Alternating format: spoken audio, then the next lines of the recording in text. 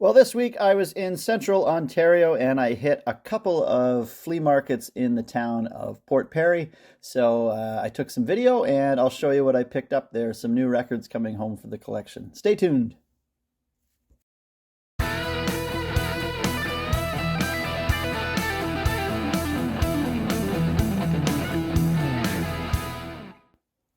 Well, Port Perry is a very picturesque little community on the shores of Lake Scugog in central Ontario, and we're in Canada. And I had the morning off, and it was a bright sunny day, albeit a little chilly. And I thought I'd go and have a look around. There's a couple of antique markets here and a record store, so I thought I'd just hit the town and see if I could pick something up in the morning before I had to get back for work. And the town was sort of just waking up as I got there. I got there around 10 a.m. Things were just getting going. And I went over to Archaic Records, which is the local record store there. And unfortunately, because I was there on a Tuesday, they do not open on Monday or Tuesdays. And I can't really blame them because they're very much a tourist town in Port Perry near Toronto. So the weekends are busy and sort of later in the week are busier, but Monday, Tuesday is pretty quiet. So I didn't end up getting in there. It was closed.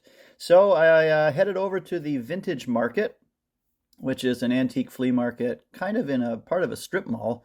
And that's where we went next. So as we entered this flea market, flea markets are getting much more hit and miss for me these days, more miss than hit.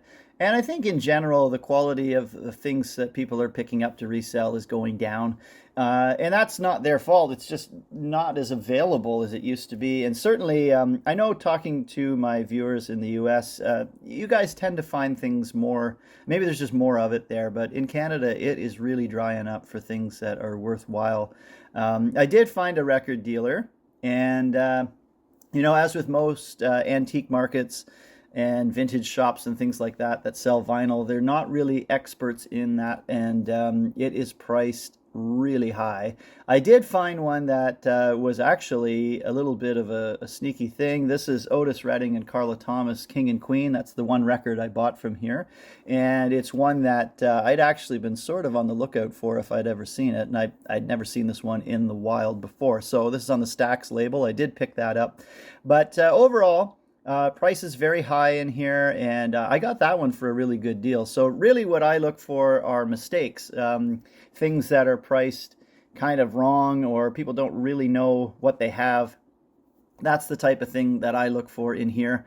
And you have to have some knowledge going in about that and to be able to spot those things. But it amazes me in this day and age that people can get things priced so wrong and so on either end of the spectrum. I'm going to show you here in a second a price that's just absolutely left field that I don't know.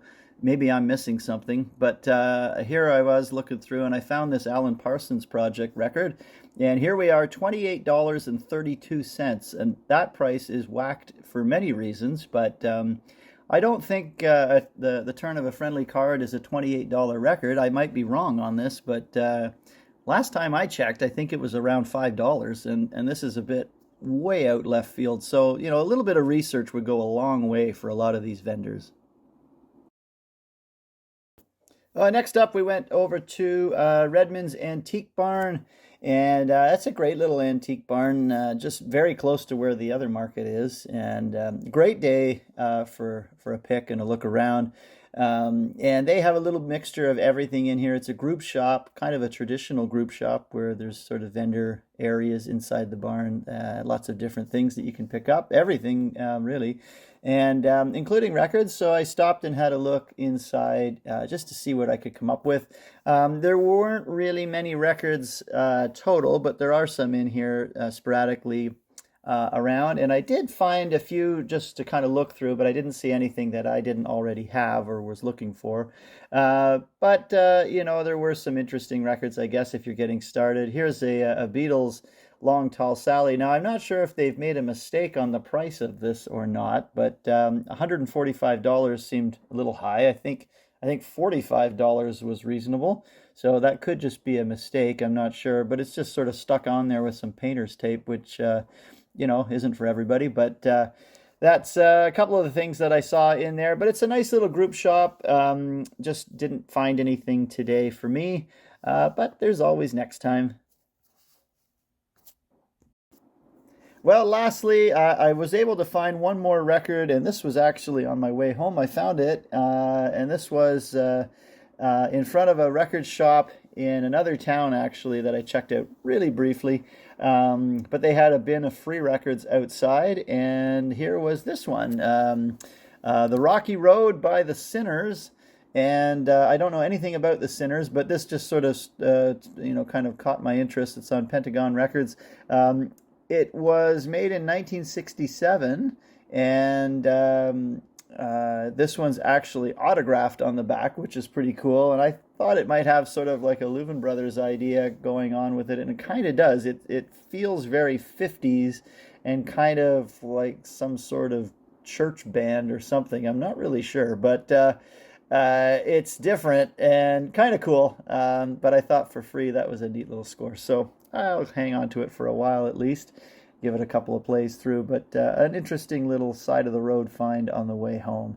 I hope you enjoyed that quick little snapshot of some vinyl hunting. Let me know what you've been picking up lately, and we'll see you next time.